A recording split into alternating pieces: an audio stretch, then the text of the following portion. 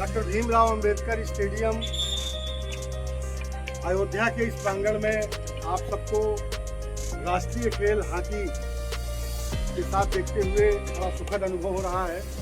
और विशेष तौर पर मैं बधाई देना चाहूँगा अपने खेल प्रशिक्षकों, शिक्षकों और ख़ास करके हॉकी कोच एजाज साहब को, जो NIS कोच हैं। प्यारे बच्चों, खेल एक बड़ा महत्वपूर्ण विधा है और खेल जीवन को बदल सकता है, हमारे अंदर सद्गुण दे सकता है, सामंजस्य देता है। अंग्रेजी में एक शब्द है स्पोर्ट्समैन स्पिरिट। स्पोर्ट्समैन स्पिरिट का जो मैंने आज समझा है, संघर्ष की कटुता नहीं। खिलाड़ी वो चीज़ है जो खेल से पहले हाथ मिलाता है और एक दूसरे को अच्छे खेल प्रदर्शन के लिए गुड लक कहता है। और फिर जब मैच का परिणाम सामने आता है तो निश्चित तौर पर एक विजेता होता है और दूसरा उप विजेता होता है। उप विजेता भी हार को स्वीकार करते हुए विजेता के खेल की सराहना करता है और एक दूसरे की सराहना करते हैं। यही है स्पोर्ट्समैन स्पिरिट, संघर्ष किंतु कटुता नहीं। खेल हमें सहनशीलता, सामंजस्य, ये सारी चीज़ें सिखाती हैं। आप सब, जैसा कि मैं देख रहा हूँ कि लगभग ये 16 वर्षीय टीम है।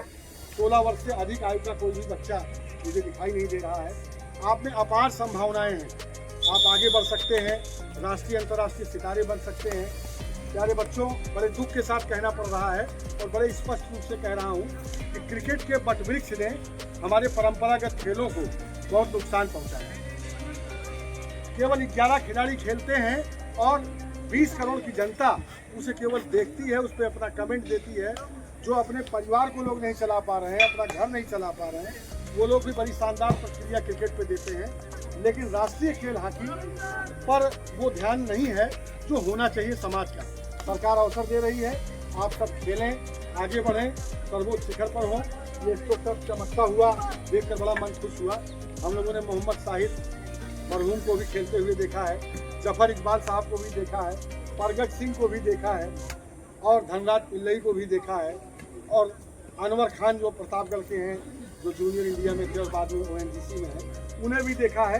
और देखने का अवसर नहीं था प्यारे बच्चों, हम लोग तो कमेंट्री सुनते थे, आप सब उसी दौर के हैं। लेकिन जो रोमांच, जो प्यार हॉकी से था, वो शायद ही किसी और गेम से हो।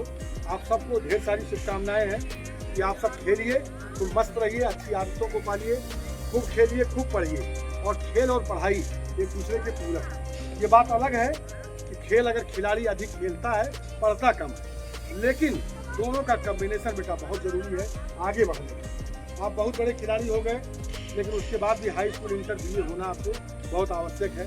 मेरा भी एक भांजा है, जूनियर इंडिया में स्वीडन, उसने भारतीय टीम का दौरा किया था, भारतीय सेना में है और वर्तमान समय में ग्वालियर में NIS कर रहा है। मेरे कहने का आशय ये है कि मैंने देखा कि अगर वो केवल खिलाड़ी होता तो शायद उन ऊंचाइयों को ना पा पाता।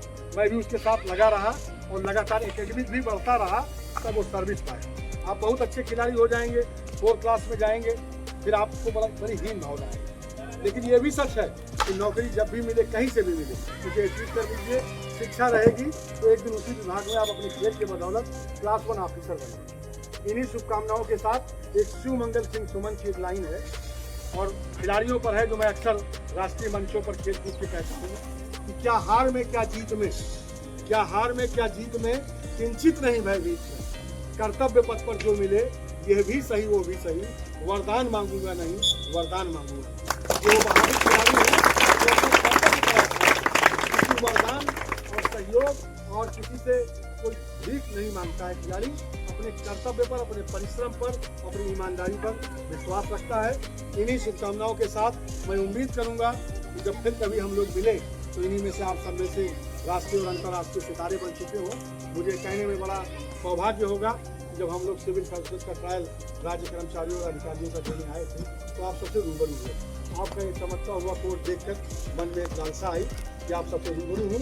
और मुझे लगता है कि हर व्यक्ति को एक दूसरे से जुड़ना चाहिए। कहीं ना कहीं मनुष्य होने के नाते, इंसान होने के नाते हम सब एक हैं। एक कुत्ता मैंने देखा है कि प्लेटफार्म के नीचे गिरा था सब, और दूसरे कुत्ते प्रयास कर रहे थे इसको कैसे निकालें।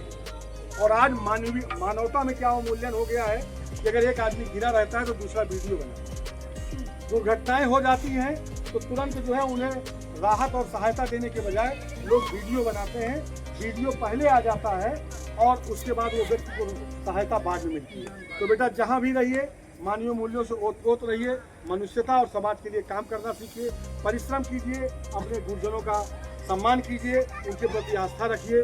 अगर गुरु आपका खुश रहेगा तो आपकी सफलता को कोई रोक नहीं सकता। इन्हीं शुभकामनाओं से कहा बहुत बहुत आप सबको आभार।